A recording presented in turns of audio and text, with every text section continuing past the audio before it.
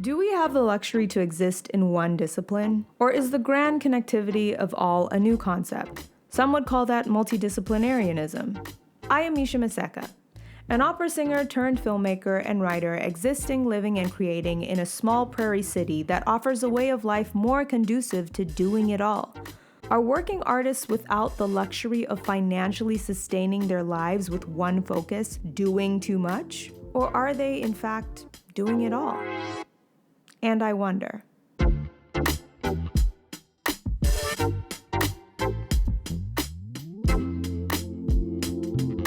Salima Stanley-Bhanji, lawyer, advocate, filmmaker, and mother. After leaving private legal practice in 2008, she landed in the storytelling space, amplifying the voices of people who are underrepresented and have intersectional identities.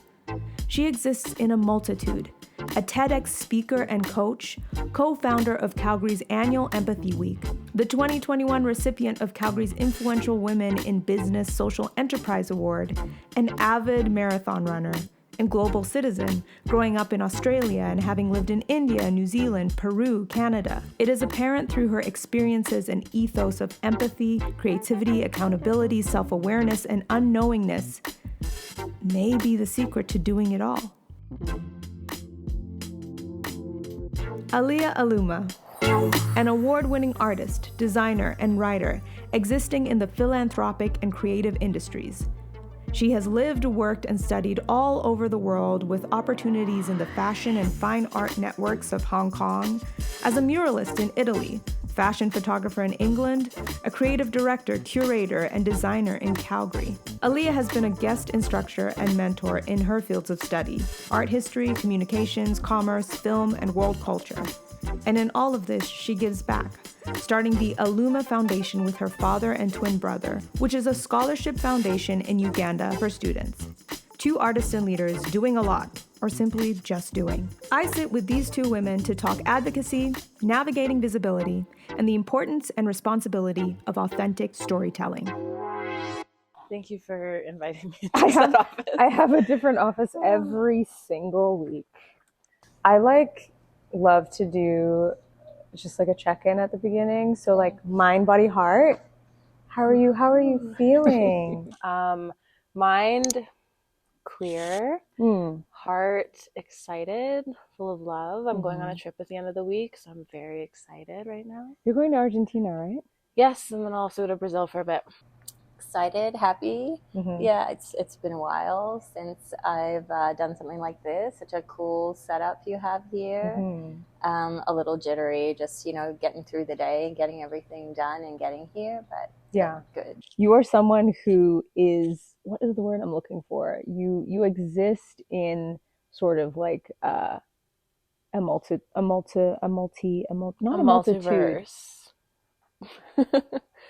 A Marvel verse. No, a multiverse.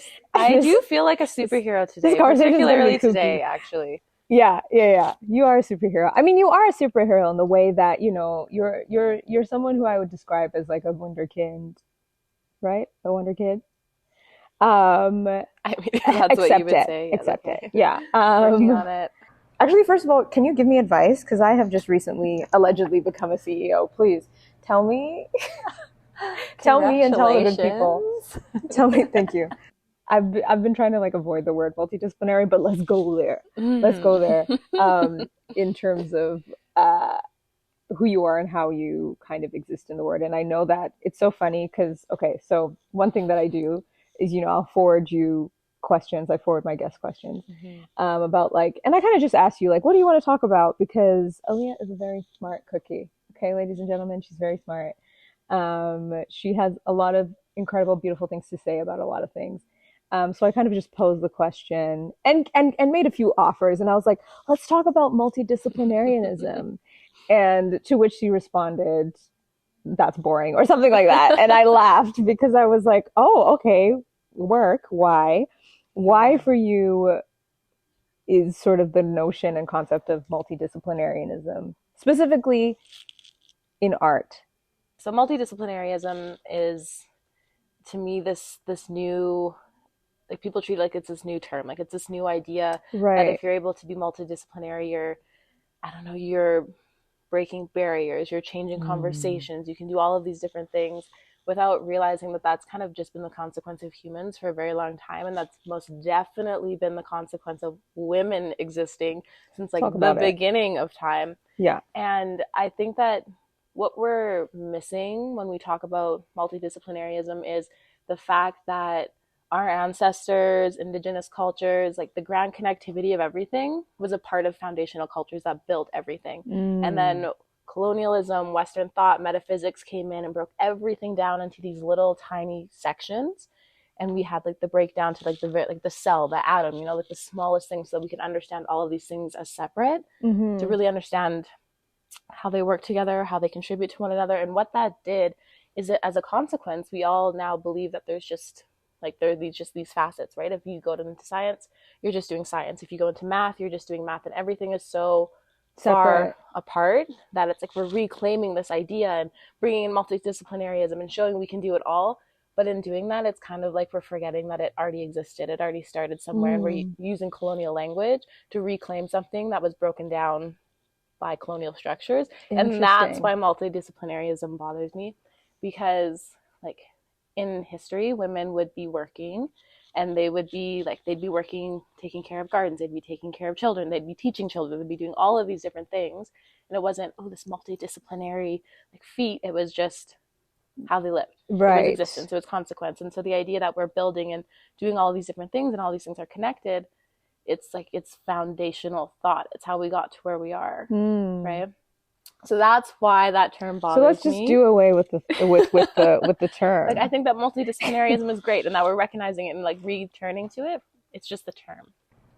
I kind of also hate this question, especially when it's asked to women. Like, how do you balance it all? I think ultimately, like this, you know, being in leadership and being a woman and being in the creative industries, and being a Black woman or woman of color, you know, these are like exciting times, and so much opportunity, challenges still, but also like a lot of creative opportunities.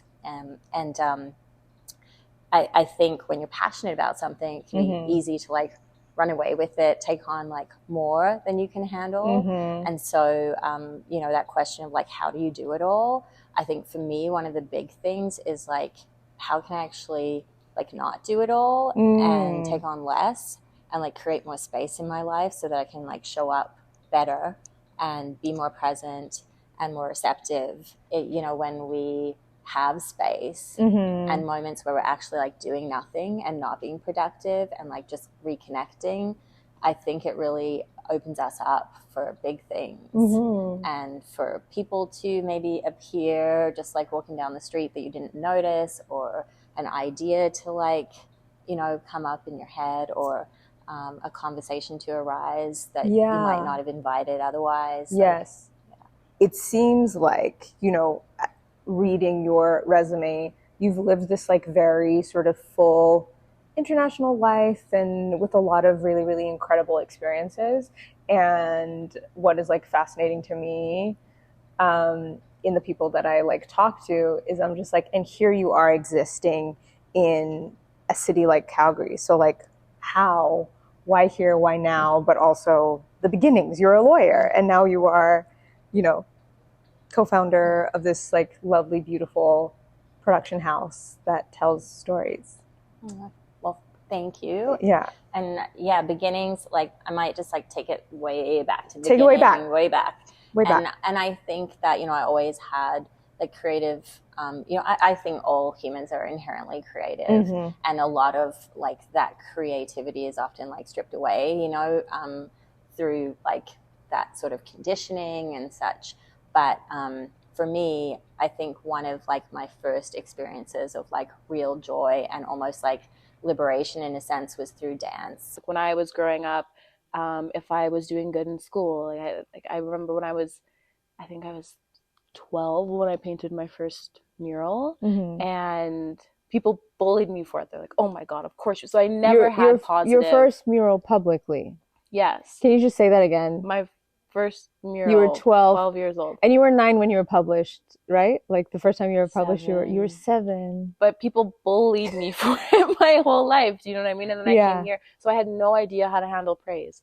And I had no idea like how being to magnificent? No, that's not what I'm saying. No, I know. This is why No. Don't talk about it. No. But yeah, it was just a struggle. And when you never have positive reinforcement, you know, or like you don't really learn to do things. Or I guess it felt like maybe here I had to do things for other people, whereas like my entire life, if I was doing it, it was kind of like, this is something that matters to me. This is something I care about. People are going to make fun of me. People are going to be rude to me. That's the consequence of it.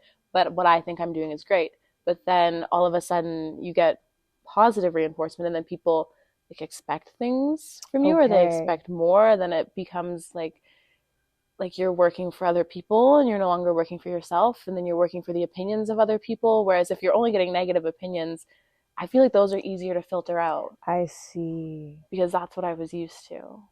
And as a kid, I was pretty sick, and I had suffered from a lot of asthma.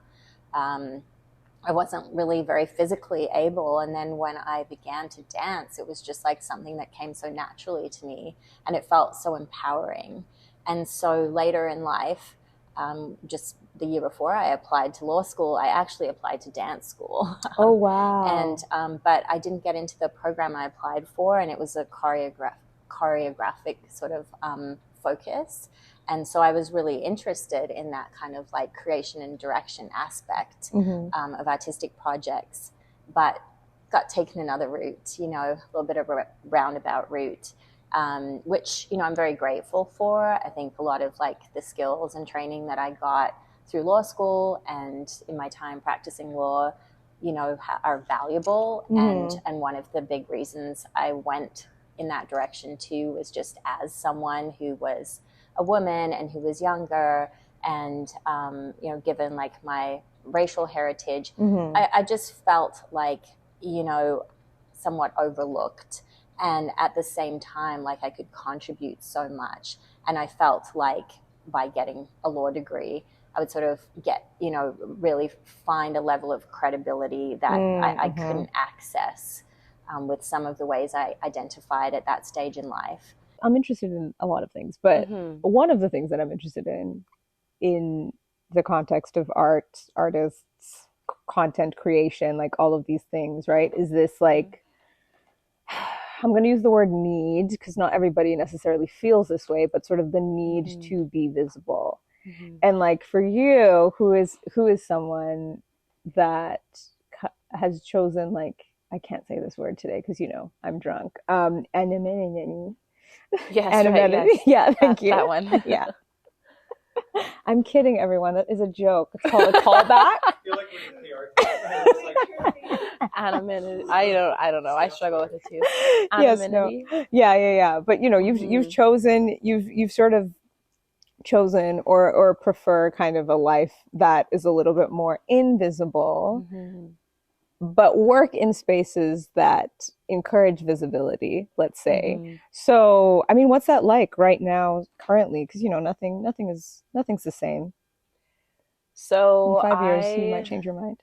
I'm hoping you do. This year, have made it one of my goals or priorities to get used to being more visible. Yeah.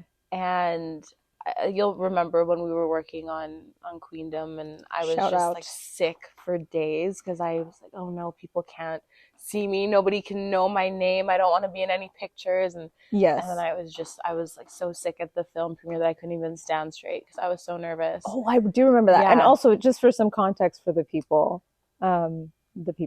listening and watching, Queendom was a multitude of amazing, beautiful things. Centered around Black women. There was a documentary, there was pictures. Alia took the pictures of lovely, beautiful, millennial Black women in the prairies. And then it kind of snowballed into so many lovely things. But yes, there was a premiere and you were, sick to your stomach to like even smile on stage. Yes. Yeah. And so visibility. Yes. That has not always been the case. When I was younger, I was in theater for many years and I did a lot of things that were very visible. I played sports. I did all of these things where there were always crowds, always people watching me.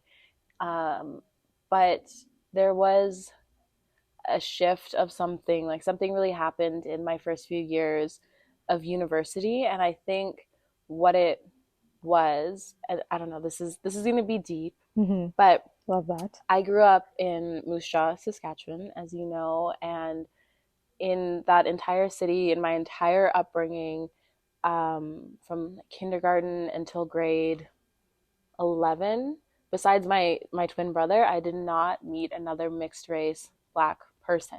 Wow.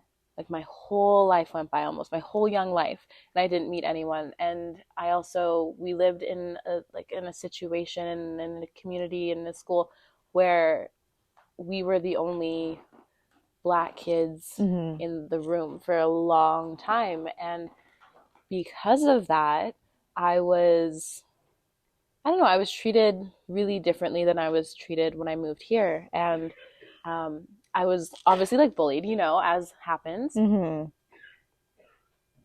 And when you're like bullied because of what you look like, and when you're growing up, I think that's something that happens.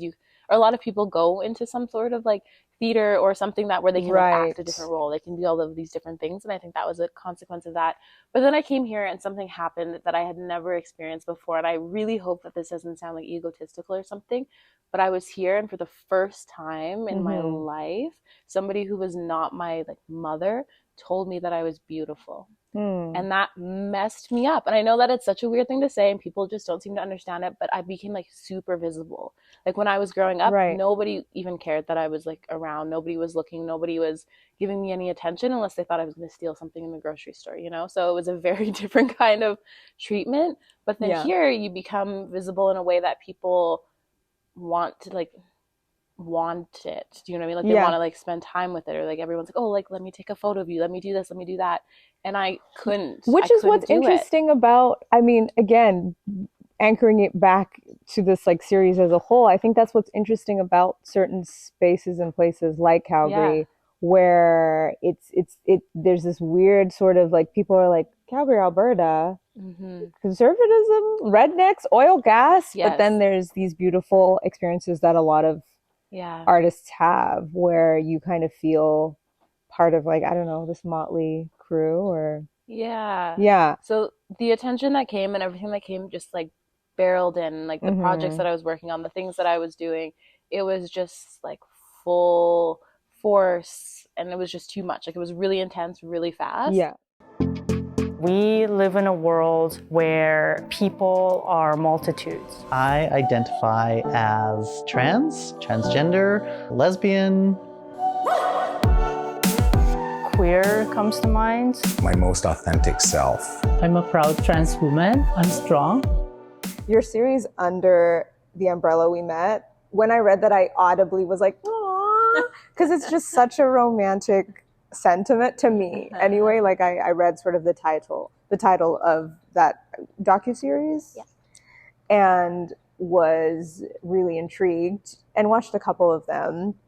So I'm just really interested in like why that title, what does that sentiment mean? Under an Umbrella We Met is a short film series, and the idea was that people could step into the actual worn shoes of the person in the film while watching the film. So we set up these like stations, and we actually, right here in Calgary, we've done a bunch of like different installs, like even like City Hall and up at the U of C and a bunch of different places. And so it's funny, like now in like post-COVID times, when you talk about like stepping into someone else's actual shoes that they wore, people are just like, really? But I swear people did do it and put the headset on, watch the film, and we actually had these sort of umbrellas, like these really colorful umbrellas set up over top of the tablet and the shoes and everything. But the concept came from a place in Amman in Jordan, where there's a stairwell in the sort of city area with all of these hanging umbrellas, and it's beautiful. It's a colorful, warm, like friendly feeling. And we took a lot of photographs on that stairwell of some of the film subjects who were part of that series. and it just kind of, the image of it stuck with me. And I guess there's like an intimacy in thinking of like eating underneath an umbrella. Like intimacy 100% was what I thought of when I and we wanted to create that intimacy with someone, like stepping into the shoes, watching the film. These were short films, but they were really about like illuminating that individual's human experience. And so yeah, that's we after that first series, we focused on people who identified as Muslim. The second series was Alberta Indigenous youth focused, and then the third series was on people who identify with non-conforming genders. When we look at some of the key qualities of activism, we also see similar qualities of propaganda. And I'm not saying that propaganda is like an awful, terrible thing, right? But it's the ability to influence the masses. It's the ability to communicate to a bunch of people effectively and quickly, and to convince them of something. And a common tool, and one of the most effective tools throughout history in propaganda and in activism, has been visual representation. Because if you see something, like even if it's just like a clip of a video, you don't necessarily need to know what is being said if there is a dialogue exchange. So we get rid of language barrier. Or if we have a poster that is a collection of visual elements, again, we are breaking down language barrier, and we're translating some sort of message with something visual. And when we think about artists, we typically think that artists are creating visual representations. They're putting something into the world that we're going to look at. And yes, contemporary art does challenge that in different ways, where we feel things, see things, hear things, smell things. But still, a lot of these things that we're interacting with don't necessarily need language, unless the artist themselves is like particularly using a component of language. But it's a way to communicate to people bigger ideas, grander issues, things that are going on that might be difficult to understand or hard to talk about. And we're doing it in a way that allows everybody to meet it without these conventional barriers, I guess. And then there's also things that you can consider in visual communication, like things that we know will influence people. Like we bring in color theory, or there are deeper theories into this. I'm not sure if you've ever heard of prismatic ecology. Tell us about it, Alia. It's essentially this idea that we, like the way we've constructed everything in society, the way, like we've decided that this couch is a couch because that is the like function of language, and then we sit on it, and that's how we use it. And essentially we do the same thing with colors, whether or not we realize it. And like this idea that like green, like, for example, is like healthy. I was going to say, or wearing all black, you're in mourning. Exactly. I'm not in mourning, but we have these different ideas, and they've become so pervasive in society that it can actually be understood everywhere. And so when we think about the elements of visual communication and how easy it is to communicate something with just a few colors and like juxtaposing shapes and images and bringing all of this together, and how we can influence people, artists do become quite responsible in what they are communicating. And when an artist grows prominent or does something defiant, like we think like street artists, right, like Banksy. Nowadays, especially in the last 3 years, I think that there is a lot of visibility on activism and advocacy in a way that maybe there wasn't 10 years ago, 15 years ago. And there's also kind of like that thing of social media is a beautiful thing, and then also like the worst thing, in the way that there's so much like internet noise sometimes, and it's like, are we really actually doing anything? What does this what is reposting something actually going to do?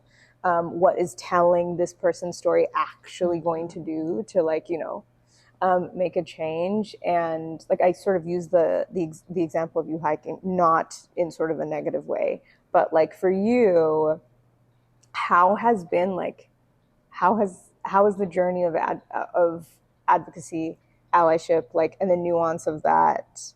Yeah, I think it's never easy, and even just personally, showing up as an ally in different spaces, for me, it's like challenging, how to get that right, how to make sure that, you're not showing up in like a half-hearted or a performative way. Like, right. You know, and I work in this area, and I think that's not, you know, easy or straightforward for anyone. And also, you know, being on the receiving end sometimes of people's complaints, because, you know, when you talk about the center and that theory, some people don't want to move out of the center and create Right. space for other people. Yeah. And when we're trying to provide opportunities for people, you know, on the periphery margins, yeah. to come into the center, people who've historically been in that position of being centered, you know, may often be disgruntled about it, right? And we have definitely experienced that when we have been outwardly providing opportunities for people who identify a certain way to come to the center. So that's tiring, honestly, and upsetting to me, and something that, you know, we do deal with in the work that I do with Humainologie. And at the same time, I think while sometimes you do need to like disconnect and take a bit of a mental health break, I think what's definitely very reassuring about the work that I do is that I know it's meaningful and I know it matters. And even though it's like just like this tiniest piece of the puzzle, you know, it's not like we are, you know, turning over the whole, you know, system, like, you know, at once by ourselves. We're just like this tiny little piece, right? Like doing our bit.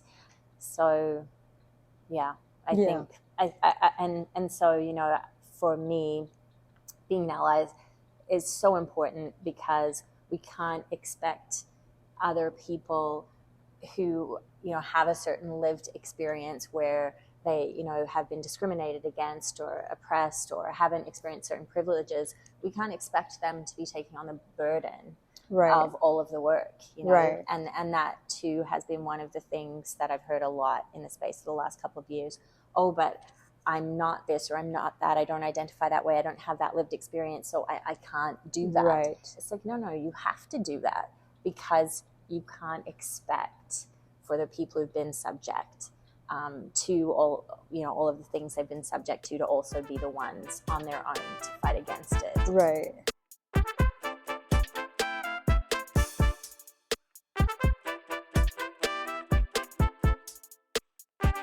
So Web3. Who's saying that? Web3. If you were to break it down, again, in the space of sort of creativity and artists and how it's potentially being used by artists, for the, how do I say this without being canceled? For the people with brains that work like mine, please break it down. Break it down for us, like Web3. What is this relationship? Artists, all the things. Say the things. So, I know that people still regard me as some sort of NFT expert. That is not the case. Right. Didn't you do a TEDx talk on certain things about? I did a TEDx talk about renegotiating human rights to consider access to technology so that we don't have misplaced people anymore. Did you mention Web3? I mentioned the decentralized web. Yes. Okay, so Web3 is essentially just a decentralized space, right? Where right now, everything that you do on the internet, like somebody owns it. Somebody owns your data. Your data goes through different systems. Right. Like there's like all of these different people who control what you do. Essentially, your data can be completely censored, turned off, all that stuff. You have to pay for access to, like, all of these things are happening right now. Yeah. And it's because you don't have control over your own data. Like, you sign a little contract every time you make an account on something for somebody to rip your entire soul away, which is actually, you know, sometimes benefits us because targeted ads, we get what we want. Right. Banksy. Banksy. No, never mind. Yes. Yes. Wow. But the decentralized web essentially means that nobody owns it. It's controlled by the people who use it. And so artists are taking advantage of that, and being able to do something really neat and advantageous in that space is use NFT technology, which just means non-fungible token, which is just a really fancy way of saying a smart contract, which smart contracts have existed for a very long time in what does that the mean? scheme of the internet's age. A smart contract is just a digital contract. It's something that can't be tampered with, changed, altered, and it exists digitally. Like an Adobe sign could be considered a smart contract. Okay. So a non-fungible token means that it can't be altered, can't be changed, and it supposedly lives forever. Something that I do want to stress to a lot of artists, they think that if they like make an artwork, it is the NFT. That's not the case. It is still a web-based function. So you make like a URL and you embed that URL into the smart contract, and that is what the person gets. So if that web address dies, if you make that in a space that expires or whatever, that actual thing is gone. All of that is very, what is the word that I'm looking for? Interesting. Exciting, interesting. Yes. Because I feel like a lot of people throw away, you know, crypto this, crypto that, NFT this, and NFT that. And I mean, to have it broken down as simply as that, I feel like I was following. I don't know if... I think that artists were really important in this technology. So I think that like all of the different cryptocurrencies, all of these different things, they're probably going to fade and fizzle out. That's like the consequence of mass ingested things, right? They grow really big, and then survival of the fittest and trends and all of this. But and just like the fluctuation in value, it's really going to impact what excites you about it right now? I don't know if anything about it excites me, actually. You're like, I don't get excited about anything. I feel very little elation in life. But I think that what's interesting about artists, when I always say like the responsibility of the artist, is this new technology has actually been like legitimized by artists, right? So like cryptocurrency existed for years beforehand, but it was used mostly for like a lot of illegal things. And then it kind of struggled to gain like actual value, which is why there was such a big thing when there's like this blow up and this like 4,000% inflation, because there was nothing to purchase with cryptocurrency. And so artists figured out a way to utilize this technology to embed royalties and like have constant just like have a computer system essentially do all of these things that really lousy managers weren't doing, or like mitigate all of these like thefts and like the copycats and like all of these things. Like they were able to use technology to solve that problem. Talk a little bit, well, the question that I want to ask, like within sort of what Humainologie's mandate is, I mean, your focus on sort of promoting empathy and highlighting, you know, invisible places, people, spaces is so beautiful. And here we are, you know, in a city that is, I mean, how do you even describe this place, right? But like, what has that journey been like, navigating like how to build empathy within the community? Like, what are some of the challenges, and like, what has surprised you kind of about that journey, specifically in like promoting empathy and kind of like building that into this community? So I like to think of empathy as really just the ability to step into someone else's shoes and kind of get a glimpse of like what something might be like for them. And you know, it's like, it's never exact, right? Like it's an approximation. When we empathize, it's like, I think this might be what someone's feeling or thinking right now. And then in kind of taking that step, we then can like respond to someone from that place, or support someone from that place, or take action from that place. And so I mean, it's a very powerful tool, and I think it's a tool that, you know, allows us to connect deeper. It allows us to like show up better for people, and I think like for the health of like relationships and community is like essential. When it comes to tangible art and kind of the rise of digital art, do you think that is, do they feel like they're competing, like, to you, in your opinion? Because there's something about, tangible things and being like, I went to this gallery and I bought this painting and now I'm going to hang it in my apartment that I can't afford. I do not feel like they're competing, because I grew up, I cannot remember a time before technology.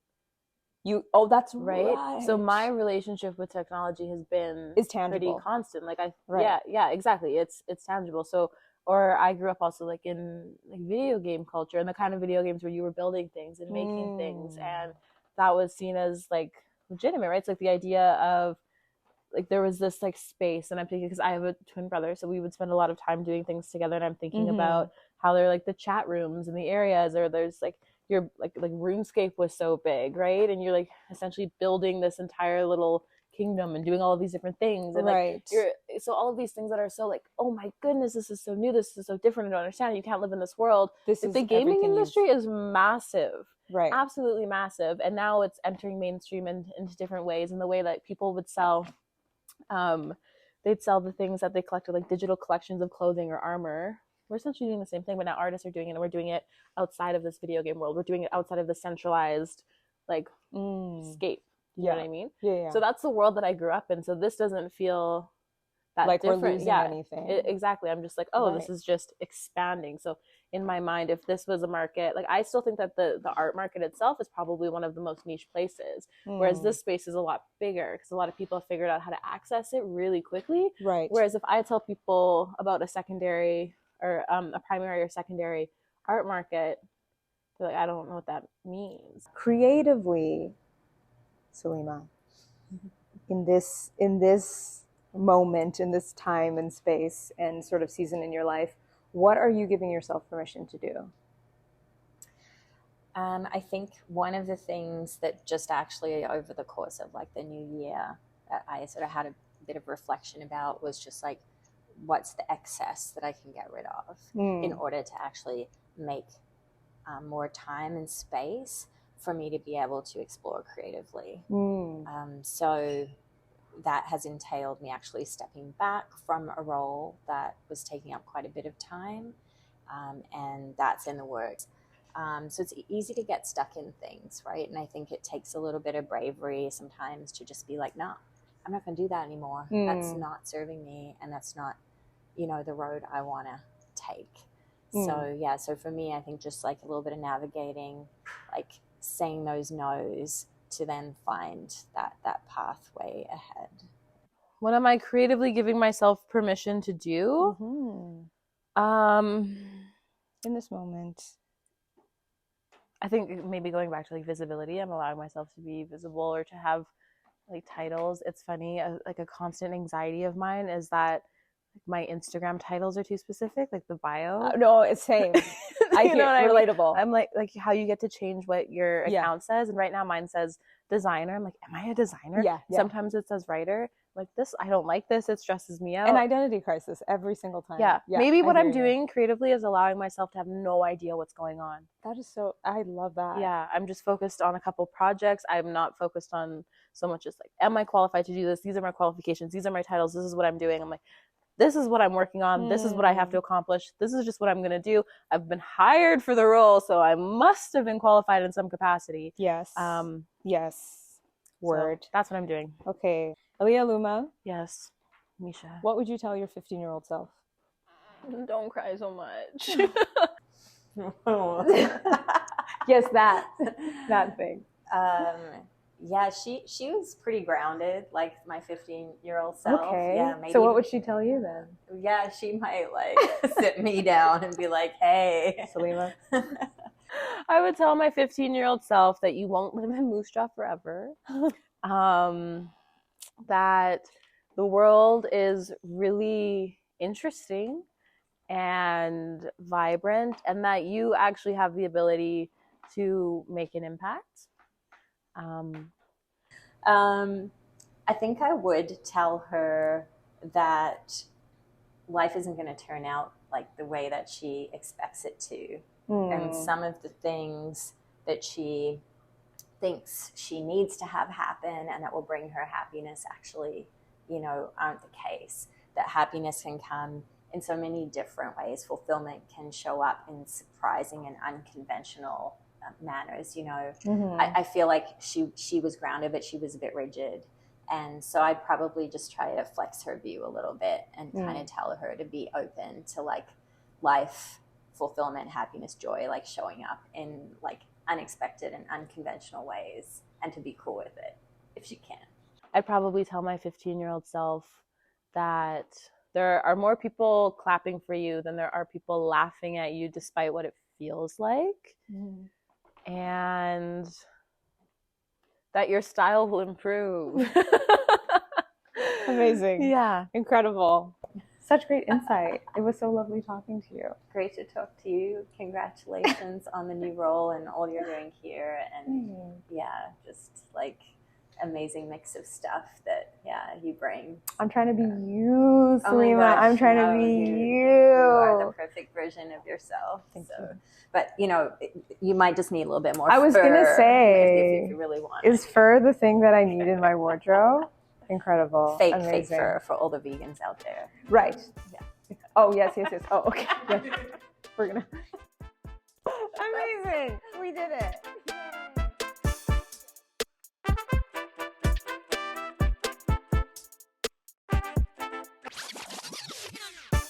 And I wonder, can I be the next up? No time to rest up. When you're trying to be the best up. I was super self-guided when I started doing music. Since I was really young, I was like just obsessed with singing. For me, it was a lot more comforting to embrace pop music because I saw a lot more people who looked like me